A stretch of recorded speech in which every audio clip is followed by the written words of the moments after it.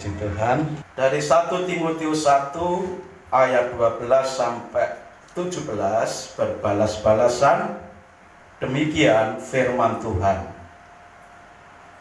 Aku bersyukur kepada Dia yang menguatkan aku, yaitu Kristus Yesus Tuhan kita. Karena Ia menganggap aku setia dan mempercayakan pelayanan ini kepadaku. 13. Aku yang tadinya seorang penghujat dan seorang penganiaya dan seorang ganas, tetapi aku telah dikasihaninya, karena semuanya itu telah kulakukan tanpa pengetahuan, yaitu di luar iman. Malah kasih karunia Tuhan kita itu telah dikaruniakan dengan limpahnya kepadaku dengan iman dan kasih dalam Kristus Yesus. 15. Perkataan ini benar dan patut diterima sepenuhnya. Kristus Yesus datang ke dunia untuk menyelamatkan orang berdosa, dan di antara mereka aku yang paling berdosa. Tetapi justru karena itu aku dikasihani, agar dalam diriku ini sebagai orang yang paling berdosa, Yesus Kristus menunjukkan seluruh kesabarannya. Dengan demikian, aku menjadi contoh bagi mereka yang kemudian percaya kepadanya dan mendapat hidup yang kekal. 17. Hormat dan kemuliaan sampai selama-lamanya bagi Raja segala zaman, Allah yang kekal, yang tak nampak, yang esa. Amin. Amin. Untuk firman Tuhan. Ya, pagi ini kita akan bersama-sama belajar kebenaran firman Tuhan dengan satu judul. Di depan ada kisahku. Apa saudara? Kisahku. Ya. Setiap kita punya kisah hidup. Betul enggak? Setiap kita punya kisah,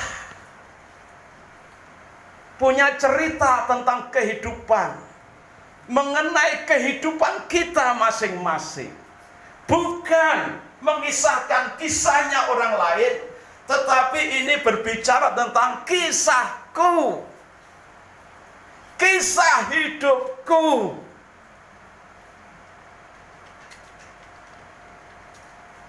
Ada kisah yang hanya berakhir dengan kedukaan. Ada kisah yang hanya berhenti kepada situasi yang tidak enak. Tetapi dengan judul kisahku dari pembacaan kita tadi, kita akan bersama-sama belajar satu kebenaran firman Tuhan. Bagaimana sebagai orang Kristen pengikut Kristus, kisah hidup kita ini bisa menjadi berkat bagi orang lain.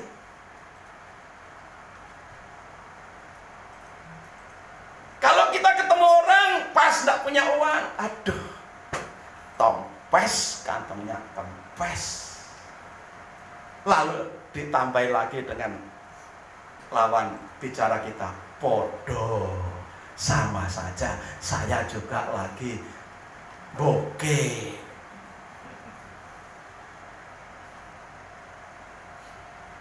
Kisahku ini tidak berhenti titik sampai bercerita tentang kesedihan, tentang kekurangan, tentang kesakitan, tentang kematian, tentang kedukaan.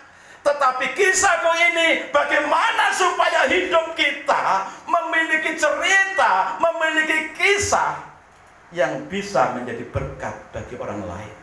Ketika ada orang kisah hidup kita, kita ceritakan, orang lain dikuatkan dalam menghadapi sakitnya. Ketika ada orang lain yang berkekurangan, lalu kita datang menceritakan tentang kisah kita kepada orang itu.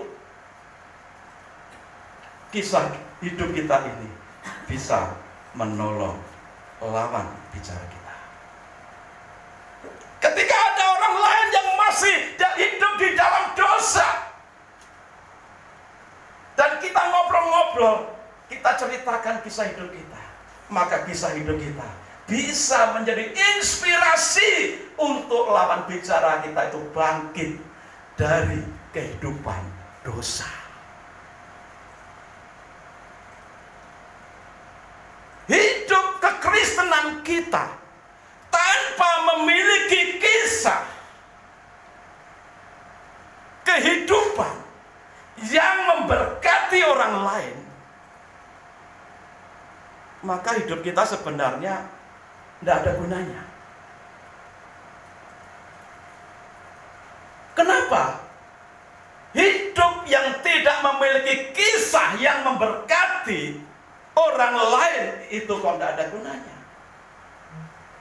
Karena ketika Tuhan memanggil setiap kita untuk percaya kepada Yesus, lalu mengikuti kehidupan Yesus, teladan Yesus, Tuhan memanggil bukan hanya untuk percaya, tapi selanjutnya Tuhan berkata kepada para murid, pergi, jadikan semua bangsa muridku, dan ajarlah mereka melakukan seperti yang tertulis di dalamnya. Jadi menjadi orang Kristen bukan hanya ngomong aku percaya Yesus lalu ditulis dalam KTP agama Kristen. Kekristenan tidak berhenti sampai di situ, tapi jauh melampaui apa yang tertulis, yaitu kisah hidup kita yang betul-betul mengalami Yesus, mengalami perjumpaan dengan Yesus, mengalami kehadiran Yesus di dalam hidup kita, sehingga kita punya kisah, bisa menjadi kesaksian bagi orang lain yang ada di sekitar kita. Itu sebabnya pagi ini kita belajar dari kehidupan Rasul Paulus. Bagaimana Rasul Paulus, kisah hidup Rasul Paulus bisa menjadi berkat, bisa menjadi kesaksian bagi orang lain. Kita akan belajar bersama-sama tentang kisah hidup Paulus. Yang pertama, kisah hidup Paulus sebelum dia percaya Yesus. Di dalam ayat 12 dituliskan, aku yang tadinya seorang penghujat dan seorang penganiaya dan seorang ganas, tetapi aku telah dikasihaninya, karena semuanya itu telah kulakukan tanpa pengetahuan, yaitu di luar iman. Setiap kita punya kisah masa lalu sebelum berjumpa dengan Yesus. Rasul Paulus punya kisah masa lalu sebelum bertemu dengan Yesus. Dengan jelas dikatakan, ini pengakuan jujur Rasul Paulus. Aku, dikatakan, yang tadinya seorang penghujat. Saudara, Rasul Paulus ini sangat taat beragama loh. Bahkan Alkitab mencatat Rasul Paulus ini merupakan yang terkemuka, yang paling pandai, yang paling berpengaruh di antara pemuda-pemuda sezamannya yang diasuh oleh imam besar Gamaliel.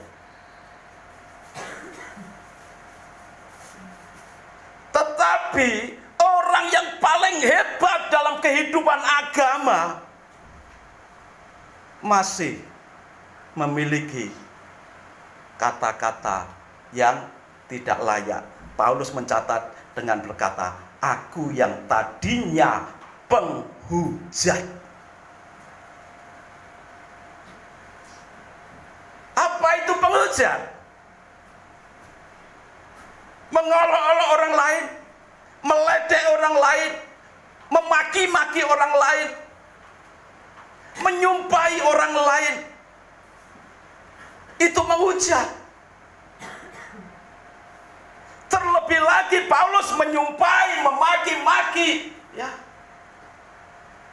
orang Kristen, pengikut Kristus pada waktu itu. Karena Paulus belum percaya Yesus, tapi dia terkenal sebagai tokoh agama, pemuda, tokoh agama pada zamannya.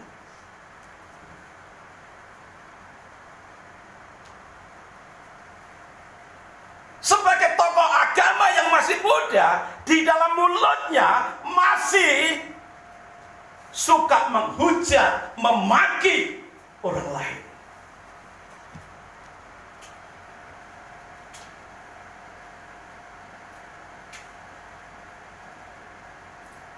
Itu belum cukup.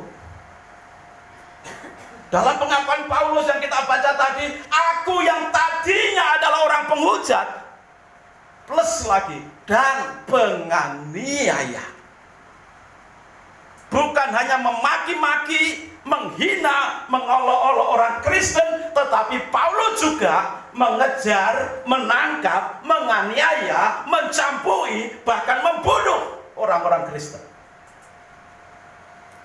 Ini orang tokoh agama loh ya, Paulus ini. Sebelum percaya Yesus, dia tokoh agama yang sangat disegani. Tapi dia mengaku, aku penghujat, aku penganiaya. Sebelum dia menganiaya, pasti dikejar, ditangkap dulu, lalu dianiaya. Dengan banyak cara Paulus menganiaya orang Kristen, dicambuk, dipukul, ditendang, bahkan sampai dibunuh. Bukan hanya dimasukkan penjara, tapi dibunuh. Tokoh agama loh ya, masih punya perilaku, tutur kata dan perilaku seperti itu. Yang tidak sepaham dengan dia dikejar, dibantai. Yang tidak sepaham dengan Paulus diolok-olok, dihujat, dimasukkan penjara. Adakah tokoh agama seperti itu di zaman ini? Bahkan mendoakan orang lain supaya celaka.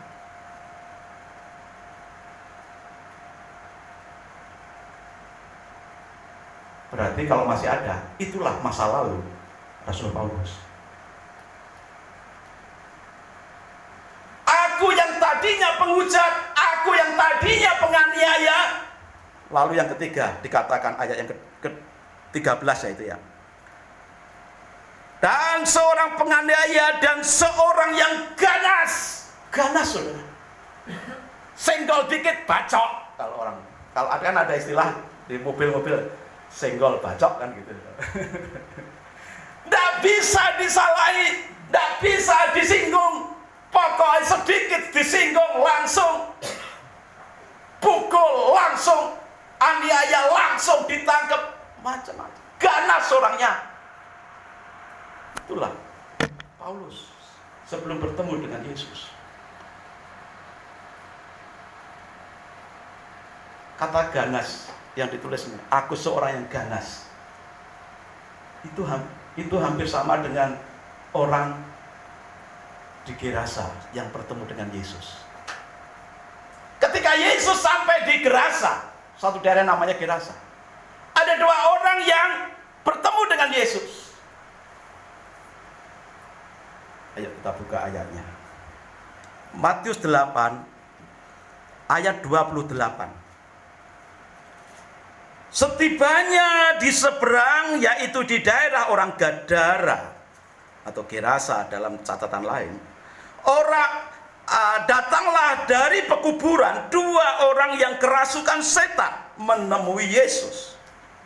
Mereka sangat berbahaya sehingga tidak seorang pun yang berani melalui jalan itu.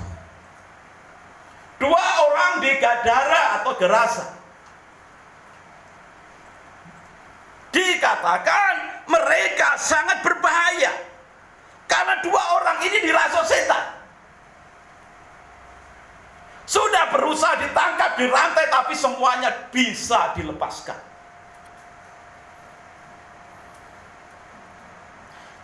Kata sangat berbahaya ini satu rumpun dengan kata yang dipakai oleh Rasul Paulus untuk dirinya sendiri. Aku seorang yang ganas. Rasul Paulus seorang yang ganas. Rasul Paulus seorang yang sangat berbahaya bagi orang lain yang tidak seiring sejalan dengan dia. Saudara bisa bayangkan orang seperti apa Rasul Paulus itu?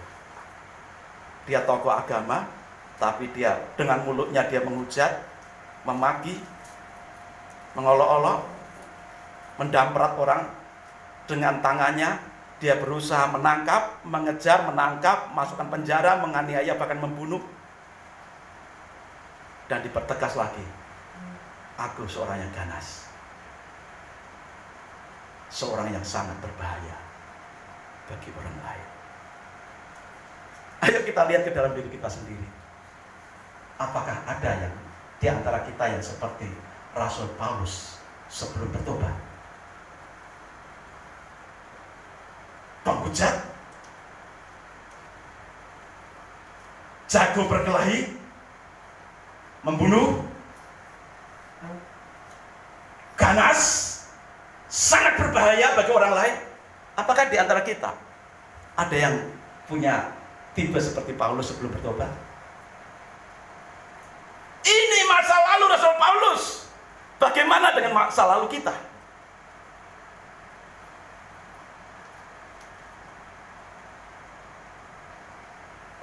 Aku aman. Aku kan sejak kecil sudah Kristen.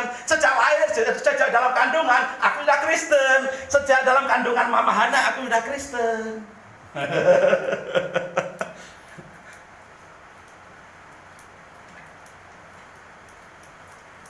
Walaupun dikandung dan lahir dari keluarga Kristen, perlu ada satu hal, yaitu berjumpa dengan Yesus secara pribadi, yaitu lahir baru, pembaharuan hidup.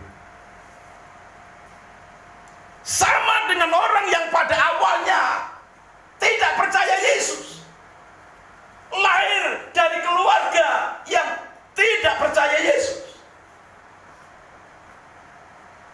Untuk bisa berubah perlu bertemu dengan Yesus secara pribadi, baik yang lahir dari keluarga Kristen maupun yang berawal dari orang yang belum percaya Yesus, perlu mengalami kehadiran Yesus. Rasul Paulus masa lalunya seperti itu. Bagaimana dengan masa lalumu sebelum dijamah oleh Tuhan?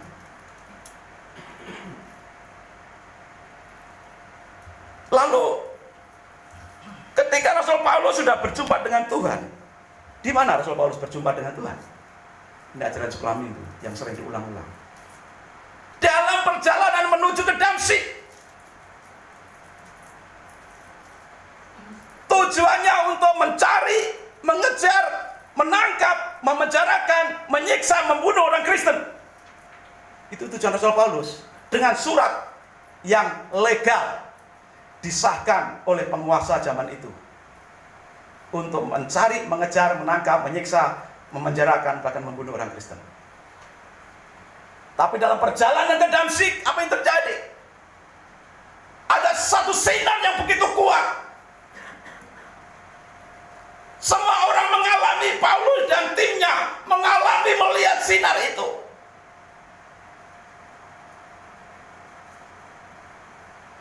Dan dari sinar itu ada satu suara yang berkata, Saulus, Saulus, Mengapa engkau menganiaya aku? Lalu Paulus menjawab, siapakah Tuhan? Yesus menjawab, dari cahaya itu, akulah Yesus yang kau aniaya itu.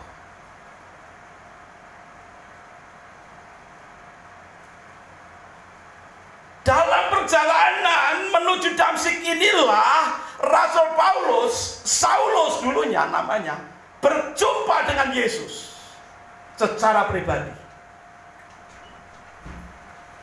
Semua yang mengikuti Paulus melihat sinar itu tapi tidak mendengar kata-kata yang keluar dari cahaya itu. Berarti perjumpaan Saulus dengan Yesus itu bersifat pribadi.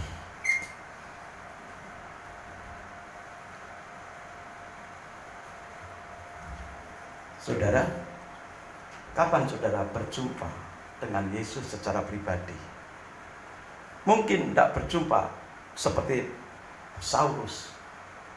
Ada suatu pengalaman yang spektakuler, cahaya yang begitu terang menyilaukan muncul, lalu ada suara dari tengah-tengah cahaya. Mungkin perjumpaan saudara tidak spektakuler seperti perjumpaan Saulus dengan Yesus. Tapi kapankah saudara mengalami satu panggilan yang begitu kuat dalam hati saudara? Saya mengalami itu ketika SMA. Walaupun sudah aktif pelayanan sejak SMP. Di SMA itu ya aktif juga dalam pelayanan siswa, pelajar. Tapi satu saat saya membaca brosur kelas 3 SMA. Brosur Sekolah Alkitab Misi Indonesia di Surabaya. Di halaman depannya itu ada tulisan dari kitab Panggilan Tuhan kepada Nabi Yesaya. Bunyinya, siapakah yang mau pergi untuk aku? Siapakah yang mau kuutus untuk aku? Lalu Yesaya menjawab, ya Tuhan, ini aku, utuslah aku. Saudara, itu panggilan Tuhan untuk Yesaya melayani, diutus oleh Tuhan. Tapi ketika saya membaca itu, seakan-akan Tuhan berbicara kepada saya secara pribadi.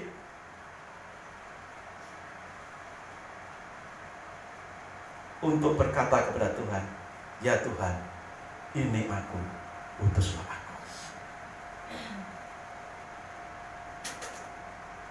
Sehingga jalan selanjutnya mengalami satu kehidupan yang diubahkan oleh Tuhan. Karena ketika itu berkata, ya Tuhan, ini aku, utuslah aku. Setelah itu terus membaca Alkitab. Apakah yang harus dilakukan oleh Yesaya selanjutnya? Dan belajar menteladani, yaitu ketaatan Yesaya. Saudara bisa mengalami perjumpaan dengan Tuhan yang mengubahkan hidup saudara melalui membaca firman Tuhan, melalui mendengarkan firman Tuhan, menjadi rema dalam kehidupan saudara. Dan itu menjadi harta pribadi saudara saat saudara dipanggil oleh Tuhan. Masa lalu Paulus yang begitu rusak, bejat, dan ganas, Tuhan yang dari atas memanggil, menjumpai Paulus. Dan ketika Tuhan Yesus menjumpai Paulus, Tuhan Yesus selanjutnya memberi satu tugas yang luar biasa. Saat bertemu dengan Tuhan, ada tugas yang Tuhan siapkan untuk Rasul Paulus. Itu tertulis dalam Kisah Rasul pasal 9 ayat 15. Tetapi firman Tuhan kepadanya, pergilah, sebab orang ini adalah alat pilihan bagiku untuk memberitakan namaku kepada bangsa-bangsa lain serta raja-raja dan orang-orang Israel. Tugas Paulus dari Tuhan untuk bangsa-bangsa lain, untuk raja-raja, untuk orang Israel. Ini tugas yang tidak mudah, tugas yang sangat sulit. Tapi rupanya masa lalu Paulus yang menguasai kitab suci, yang memiliki kemampuan olah kata, olah kalimat yang begitu fasih, yang memiliki latar belakang pendidikan yang memadai dengan berbagai bahasa yang dia kuasai. Ternyata ini masa lalu yang sebegitu buruk dan kejam di tangan Tuhan bisa diubahkan. Bahwa Rasul Paulus diberi tugas oleh Tuhan untuk bangsa-bangsa lain, untuk raja-raja, untuk orang Israel. Itu sebabnya Rasul Paulus tercatat dalam Alkitab, menulis Alkitab paling banyak, separuh lebih dalam Perjanjian Baru, mendirikan gereja-gereja antar benua, lintas bangsa, paling banyak di antara rasul-rasul yang lain.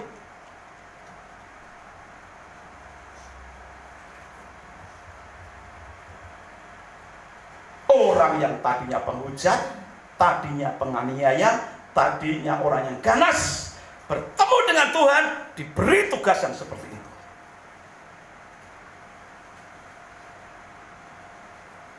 Saat bertemu dengan Tuhan, ada tugas yang Tuhan siapkan untuk Rasul Paulus. Tetapi apa yang terjadi? Itu kan baru permulaan ketika berjumpa dengan Yesus. Tuhan datang dari atas, menjumpai Rasul Paulus. Coba renungkan, kapan saudara mengalami perjumpaan dengan Tuhan secara pribadi yang mengubahkan hidupmu dari masa lalu yang buruk? Apakah saudara ingat?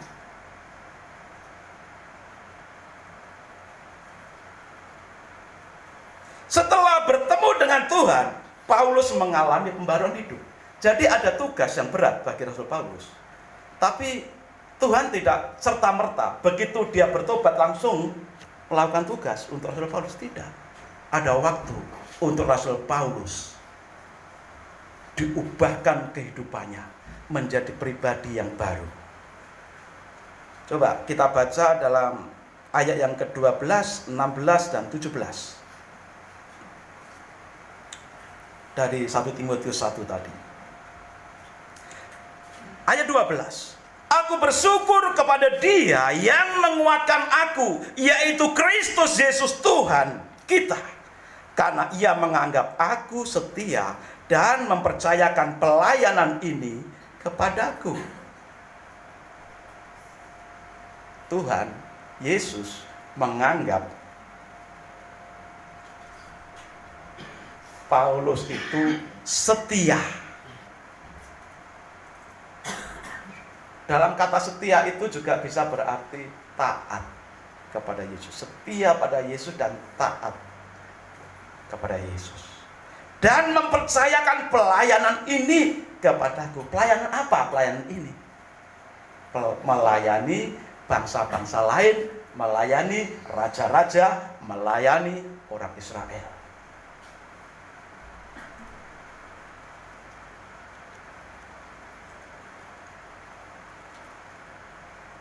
Saudara, ketika saudara menjadi orang Kristen, apakah saudara termasuk orang yang setia dan taat pada Tuhan? Ini perlu kita renungkan, kita periksa diri kita, supaya hidup kita itu punya kisah masa lalu yang rusak, bejat, penuh dosa, bertemu dengan Yesus yang menjumpai kehidupan kita dan mengubahkan hidup kita, lalu memberikan kita tugas untuk melakukan pelayanan kepada Dia.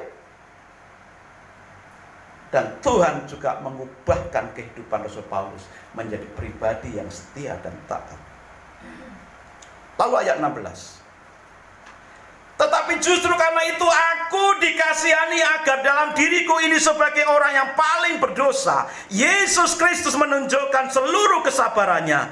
Dengan demikian, aku menjadi contoh bagi mereka yang kemudian percaya kepadanya dan mendapat hidup yang kekal. setelah hidupnya dipandang layak, dipandang setia dan taat. Kalau Tuhan menilai seseorang setia dan taat, berarti pandangan Tuhan itu tidak pernah salah. Berarti bahwa Rasul Paulus yang dulunya rusak, bejat, penganiaya, orang yang ganas itu sudah berubah hidupnya menjadi pribadi yang baru, yang berkenan di hadapan Tuhan. Sehingga selanjutnya dalam ayat 16, Rasul Paulus menjadi contoh bagi orang lain yang awalnya belum percaya kepada Tuhan Yesus, dengan melihat Rasul Paulus, mendengarkan perkataan Rasul Paulus, mendengarkan kisah pertobatan, kisah hidup perjumpaan dengan Yesus yang mengubahkan orang lain pada akhirnya percaya kepada Yesus. Saudara, apakah hidup kita sudah bisa menjadi contoh bagi orang lain? Ketika orang lain berjumpa dengan kita, apakah hidup kita sudah bisa dicontoh, diteladani oleh orang lain?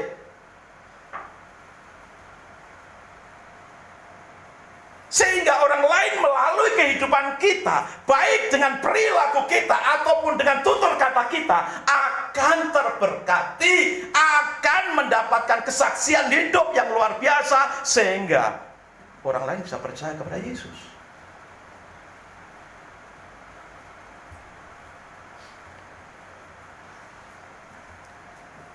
Sudah berapa lama kita jadi Kristen?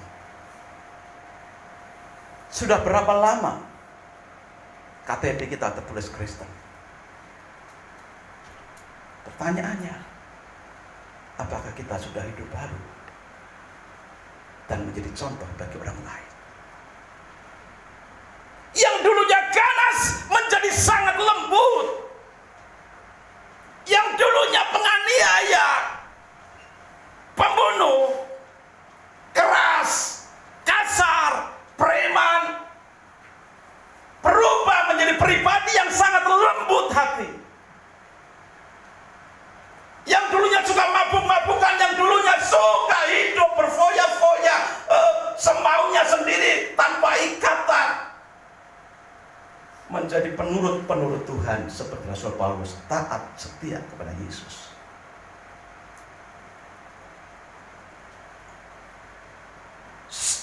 Harus menjadi pribadi yang baru agar kehidupan kita, agar kisah hidup kita itu memberkati orang lain, menjadi kesaksian bagi orang lain.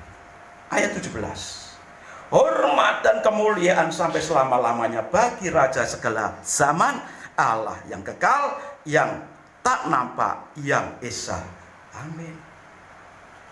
Seluruh kehidupan Rasul Paulus pada akhirnya diarahkan untuk memberikan penghormatan setinggi-tingginya kepada Allah. Seluruh kehidupan Rasul Paulus ditujukan bukan hanya untuk menghormati Tuhan, tetapi juga untuk mempermuliakan Tuhan sampai selama-lamanya. Bagaimana dengan hidup kita? Apakah sudah ada tekad yang kuat dalam diri kita? Hidupku untuk menghormati Tuhan melebihi apapun. Hidupku untuk kemuliaan Tuhan melebihi apapun di bumi. Orang yang sungguh-sungguh berjumpa dengan Yesus secara pribadi akan mengalami perubahan yang nyata. Seperti orang Gerasa ketika berjumpa dengan Yesus, setan diusir pergi. Orang Gerasa sembuh, lalu bersaksi kemana-mana. Seperti perempuan Samaria yang berbicara kepada Yesus, lalu perempuan Samaria ini mengalami bagaimana Yesus menjadi seperti air kehidupan dalam kehidupannya, sehingga dia menjadi berkat bagi orang-orang sekampungnya, untuk pada akhirnya mereka juga bertemu dengan Yesus. Maka mari kita memiliki kisah hidup sebagaimana Rasul Paulus memiliki kisah hidup. Sekasar, serusak apapun hidup kita, itu masa lalu. Tetapi ketika engkau sudah berjumpa dengan Yesus, pastikan hidupmu sudah diubahkan, mengalami satu kehidupan yang baru. Jangan mabuk-mabuk lagi, jangan nyuri-nyuri lagi, jangan bohong-bohong lagi, jangan hidup dalam dosa lagi. Kehidupan yang baru. Supaya apa? Melalui hidupmu orang lain diberkati. Melalui kisah hidupmu orang lain diberkati, dikuatkan, diangkat.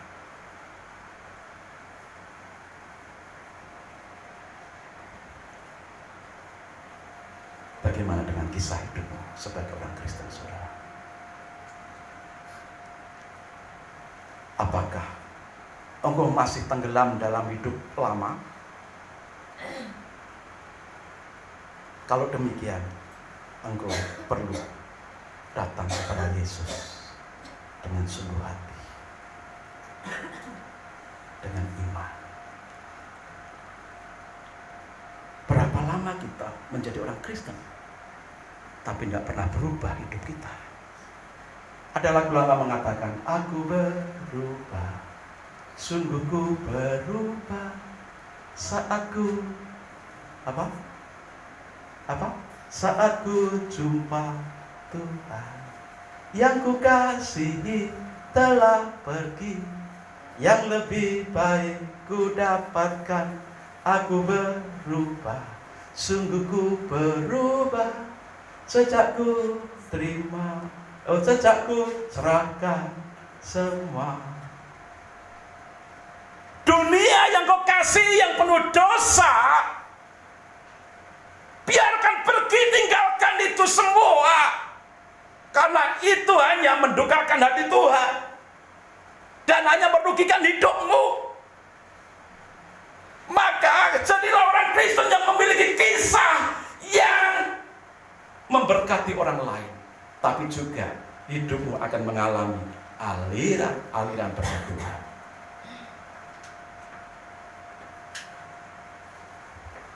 Ayo kita buat kisah hidup. Tidak peduli mulaimu, startmu dari orang seperti apa. Rasul Paulus yang bejat, rusak, ganas, garang, penganiaya, penghujat saja, Tuhan bisa ubahkan kau. Bisa berubah menjadi pribadi yang menyenangkan hati Tuhan, dianggap layak oleh Tuhan. Tuhan mau setiap kita, jemaat di Bethlehem juga, untuk setiap kita punya kisah yang memberkati orang lain dan hidupmu semakin mengalami berkat Tuhan. Karena hanya orang yang berjumpa dengan Tuhan dan berubah hidupnya, meninggalkan masa lalu yang penuh dengan dosa, yang akan dipakai oleh Tuhan. Buat kisah hidup yang bisa dipakai untuk melayani Tuhan. Mulai kapan? Mulai saat ini. Jangan tunda-tunda lagi. Beberapa minggu yang lalu berturut-turut kita belajar kebenaran firman Tuhan tentang menginjil, tentang bersaksi, tentang misi. Ada yang berkata, oh sulit untuk menjadi saksi Tuhan, oh sulit untuk menginjil, oh sulit untuk bermisi, sulit. Kenapa sulit? Perikop ini menjadi salah satu cara, yaitu melalui kehidupan pribadi yang punya kisah perjumpaan dengan Yesus yang mengubahkan hidup dari penuh dosa, rusak, menjadi pribadi yang berkenan kepada Tuhan. Kalau saudara punya kisah hidup yang diubahkan oleh Tuhan, saudara bertemu dengan siapa saja, saudara kesaksiannya, ya ceritakan saja apa yang sudah kau alami ketika berjumpa dengan Yesus. Dan orang lain akan melihat, oh ya betul ya, kamu dulu itu ngomongmu kayak gitu loh ya. Kamu dulu itu tidak bisa disalahi orang loh ya. Kamu dulu itu pendendam loh ya. Kamu dulu itu cerewet ya. Kamu dulu itu pemarah loh ya. Kamu dulu itu begini. Tapi sekarang engkau betul-betul ya, ketika jadi Kristen, bertemu dengan Yesus, hidupmu diubahkan menjadi pribadi yang baik, karaktermu diubahkan berkarakter Kristus. Jadi bersaksi, bermisi, menginjil tidak harus melalui ayat-ayat yang kita hafalkan, tetapi bisa dimulai dari kesaksian hidup, kisah hidup yang diubahkan oleh Tuhan. Siap bersaksi untuk orang lain melalui kisah hidup kita?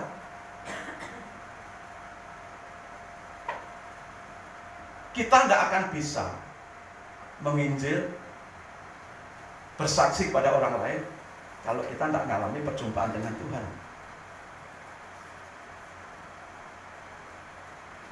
Paling banter kita cuma menceritakan kisahnya orang lain yang diubahkan. Kita ceritakan ulang kepada orang lain. Tapi kesaksian itu akan menjadi mantap, memberkati orang lain ketika orang lain yang sudah mengenalmu itu melihat dulunya itu seperti apa, setelah jadi Kristen menjadi seperti apa.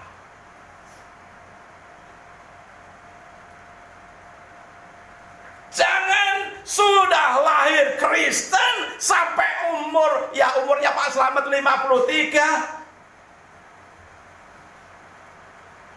tidak ada perubahan sama sekali.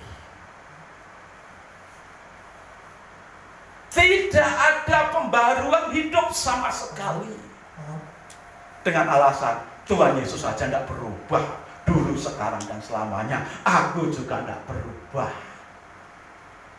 Tetap berjudi, tetap mabuk-mabukan, tetap hidup liar, tetap manusia lama.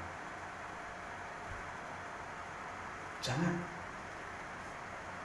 Jadilah anak Tuhan yang setia, taat, dan berubah melalui berjumpa dengan Yesus secara sungguh-sungguh secara pribadi. Hidupmu akan diubahkan. Lalu setelah Yesus bertemu dengan Paulus, Tuhan memberi tugas berat kepada Rasul Paulus untuk bangsa-bangsa lain, untuk raja-raja, untuk orang Israel. Itu satu misi yang tidak mudah. Tapi melalui proses hidup yang diubahkan, Paulus disanggupkan oleh Tuhan. Ketika dia karam kapal terombang-ambing di lautan, ketika tangannya dipakut ular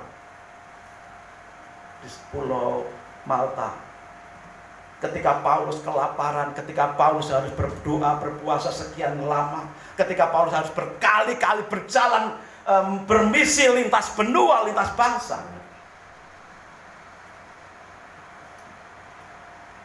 Tuhan memberi tugas kepada Paulus yang sudah diubahkan. Bukan kepada orang yang belum diubahkan. Maka pelayan Tuhan juga hendaknya pelayan Tuhan yang sudah mengalami hidup baru, diubahkan kehidupannya oleh Tuhan. Sekarang mari kita punya komitmen yang kuat, miliki kisah hidup yang diubahkan oleh Tuhan, dan ceritakan itu kepada orang-orang sekelilingmu untuk memberkati mereka, untuk menguatkan mereka, untuk menolong mereka. Jadi menginjil, bermisi itu tidak sulit. Kita ceritakan saja apa yang Tuhan sudah kerjakan dalam hidupmu. Kepada keluargamu mungkin yang belum percaya Yesus, kepada saudara-saudaramu, teman-temanmu, mulai dari keluarga, kerabat, paman, sepupu, teman-temanmu, tetanggamu, teman sekolahmu, teman sekampusmu, teman kerjamu, partner kerjamu. Saudara, ayo kita lihat dalam Skup Bali aja. Beberapa waktu ini, belum lama ini kan ada berita tingkat bunuh diri di Bali tertinggi di Indonesia. Siapa yang sudah pernah baca itu?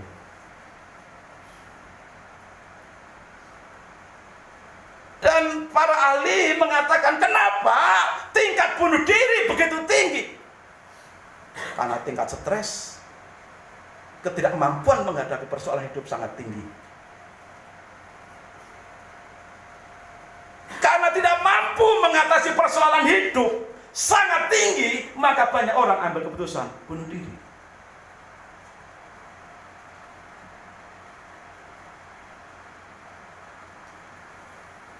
Kalau tidak sampai bunuh diri, coba perhatikan sekeliling kita. Dibandingkan daerah-daerah lain. Di Bali itu diskotik banyak. Sampai di gang-gang kecil pun ada diskotik. Dengan diskotik, kafe atau apa namanya, di situ banyak disajikan menu-menu yang khas di diskotik, di nightclub. Minuman keras, obat-obat terlarang, pergaulan bebas, semua tersedia di sana. Untuk apa? Untuk lari dari kenyataan hidup. Lalu menyikapi ini semua, harus bagaimana kita sebagai orang Kristen? Ceritakan kisahmu kepada mereka. Jangan sampai pada akhirnya bunuh diri juga. Miliki hati untuk mereka yang masih terseok-seok dalam kehidupan, yang penuh frustasi, penuh keputus asa. Kalau engkau punya kisah hidup yang diubahkan oleh Tuhan, saudara hanya menceritakan kisah hidupmu. Teman kerjamu harus tahu cerita kisah hidupmu yang diubahkan oleh Tuhan. Jangan kau ceritakan kisah hidup, aku loh lagi diputus sama pacar, aku loh lagi tidak punya uang, aku loh lagi diem sama pasanganku. Tapi ceritakan kisah hidupmu yang sudah berjumpa dengan Yesus dan hidupmu diubahkan. Maka teman-temanmu, teman kerjamu, partner bisnismu, saudaramu, keluargamu akan mendengar, oh ya, betul ya. Ini setelah berjumpa dengan Yesus, setelah jadi orang Kristen, betul-betul menjadi beda. Sudah, tugasmu hanya bersaksi melalui kisah hidupmu yang diubahkan. Selanjutnya terserah Tuhan, Roh Kudus yang akan bekerja. Orang itu mau bertobat atau tidak, itu urusan Tuhan. Tapi bagian kita adalah bersaksi. Bersaksi terus sampai Tuhan datang. Bersaksi terus sampai Tuhan datang. Bersaksi, haleluya. Bersaksi terus sampai Tuhan datang. Bersaksi dengan cara bagaimana? Mulai dari kisah hidupmu, ceritakan kepada mereka. Kisah hidup yang diubahkan ya. Bukan kisah hidup yang ngenes, bukan kisah hidup yang tapi kisah hidup yang sudah diubahkan itu. Saksikan itu. Supaya memberkati orang lain, supaya menjadi contoh seperti kepada orang lain. Amin, saudara. Siapa yang punya HP di sini? Yang bawa HP, angkat tangan. Yang bawa HP, angkat tangan. Angkat tangan, semua angkat tangan. Yang bawa HP, angkat tangan. Sekarang HP-nya boleh dibuka di nomor kontaknya HP. Jawab. Boleh dibuka, sah ini sudah diizinkan. Nomor kontaknya HP. Pilih beberapa orang, 15 atau 50 kontak di situ. Mulai dari keluargamu yang belum percaya Yesus, atau sudah KTP-nya Kristen tetapi belum lahir baru. Mulai dari situ. Tandai atau catat di bagian lahir. Bisa 10, bisa 15, bisa 20, bisa 30. Setelah disisihkan nama-nama di kontakmu itu, doakan. Setiap hari doakan nama-nama itu. Taruhlah engkau mencatat di nomor kontak HP-mu itu 30 orang. Doakan nama-nama itu, doakan. 30 lah, karena 30 itu kita anggap saja 1 bulan itu 30 hari ya, jadi 30. Setiap hari 30 nama itu, doakan 30 nama itu supaya dijamah oleh Tuhan. Setelah 30 nama di kontak HP-mu, engkau doakan, engkau catat dan engkau doakan. Saudara bisa berjumpa langsung, saudara bisa pakai WA, chatting atau telepon, ajak ngobrol, ceritakan kisah hidupmu yang diubahkan oleh Tuhan.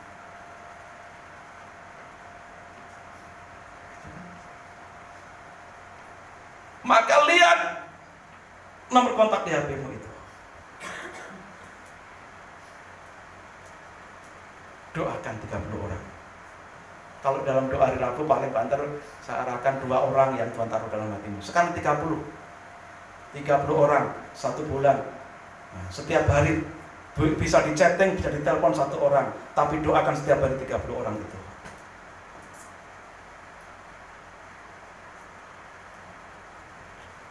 Mungkin ada orang yang mengaku Kristen tetapi belum hidup baru. Itu juga perlu diselamatkan, saudara.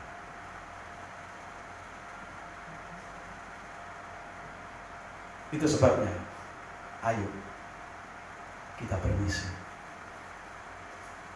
Tidak harus pergi jauh melalui kontak HP-mu. Nomor kontak di HP-mu. Catat 30 nama, doakan tiap hari. Setiap hari telepon atau chat 1 orang. Setiap hari, pas 30 hari. Mulai sekarang, katakan pada Tuhan dan pada dirimu sendiri, Tuhan, aku mau menceritakan kisahku yang Kau-ubahkan. Aku mau menceritakan kisahku saat Engkau mengubahkan kehidupanku yang lama menjadi baru.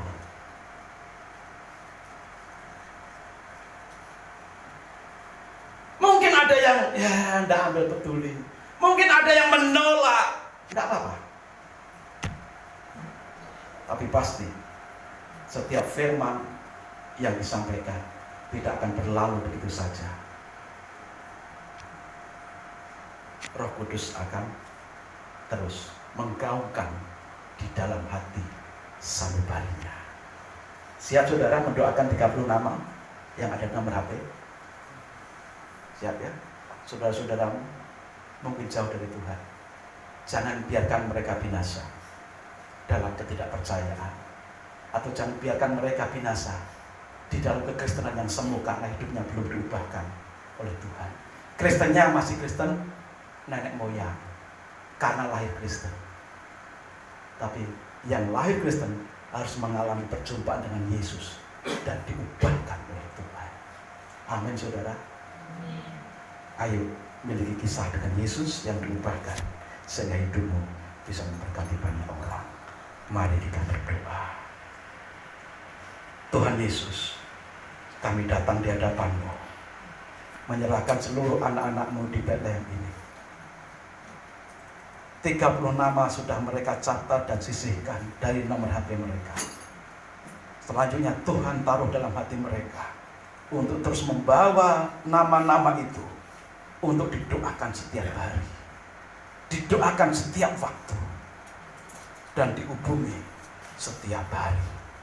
Di dalam nama Tuhan Yesus Kristus, berkatilah komitmen seluruh hamba-hamba-Mu dan umat-Mu di tempat ini. Sertailah, berkatilah doa-doa mereka dan telepon yang atau chat yang mereka sampaikan kepada orang-orang yang dihubungi. Urapilah anak-anak-Mu ini sehingga setiap chatting, setiap telepon yang untuk menghubungi orang-orang tertentu yang sudah didoakan, perkataan yang Kau urapi sehingga siapapun yang mendengar dan membaca chat itu percaya kepada nama-Mu dan diselamatkan di dalam nama Yesus Kristus. Terpujilah nama-Mu Tuhan Yesus. Kami bersyukur atas firman pada saat ini. Kami siap Engkau pakai. Utuslah kami jadikan kami alat-Mu di dalam nama Yesus Kristus. Dan sebentar kami akan bawa persembahan kami. Berkatilah setiap persembahan yang kami bawa, baik persembahan sukarela untuk operasional gereja-Mu, persembahan perpuluhan, persembahan pembangunan maupun persembahan untuk Natal. Tuhan memberkati di dalam nama Tuhan Yesus Kristus. Haleluya. Amin.